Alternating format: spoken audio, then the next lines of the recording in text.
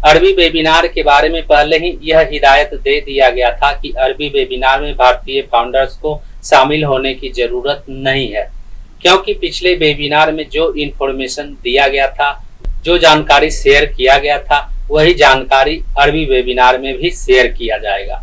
इसलिए भारतीय फाउंडर्स को अरबी वेबिनार में शामिल होने की जरूरत नहीं है, क्योंकि वे उस इन्फॉर्मेशन के बारे में पहले ही जानते हैं। लेकिन पिछले वेबिनार की अपेक्षा अरबी वेबिनार में मिस्टर एस मुखारे के द्वारा एक अलग ही बात बताई गई है, जिसे सभी फाउंडर्स को समझना जरूरी है।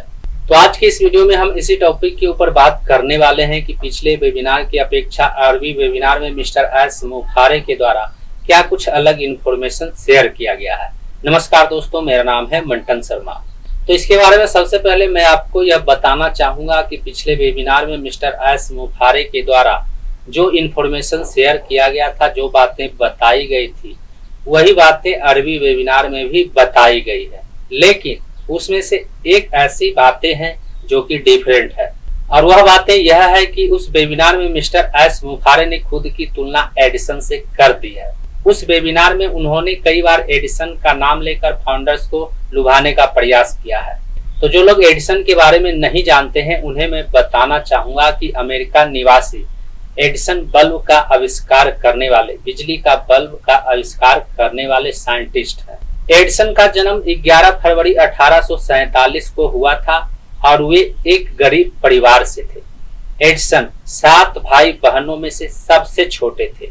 उनका परिवार इतना गरीब था कि युवा होते होते वे 7 भाई बहनों में से सिर्फ 4 ही बचे और 3 का देहांत हो गया।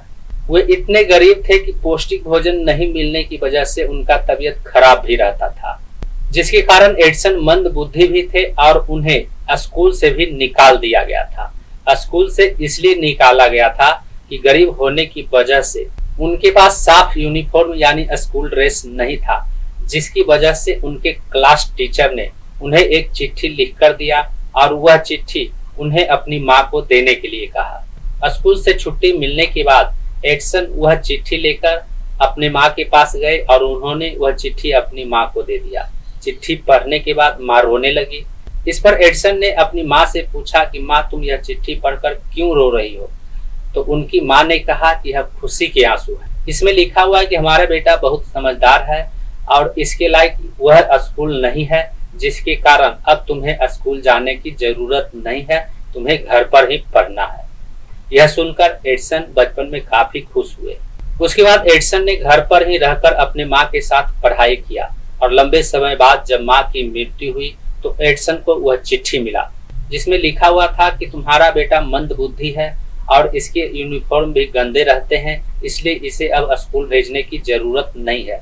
चिट्ठी पढ़ने के बाद एडिसन काफी दुखी हुई, लेकिन तब तक एडिसन सफलता की ऊंचाइयों को छू चुके थे और उन्होंने कई आविष्कार भी कर दिया था। और एडिसन ने कई बार प्रयास करने के बाद, कई बार असफलता हासिल करने के बाद यह मुकाम हासिल किया था।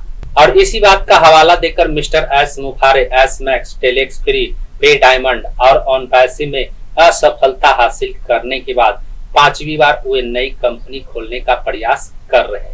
और इसी बात को मिस्टर एस मुखारे ने अरबी वेबिनार में बताकर फाउंडर्स को लुभाने का प्रयास किया है। उम्मीद करता हूं इस वीडियो में दी गई जानकारी को आप अच्छी तरह से समझ गए होंगे। इस वीडियो से संबंधित यदि आपके मन में कोई सवाल है तो आप हमें नीचे कमेंट में पूछ सकते हैं।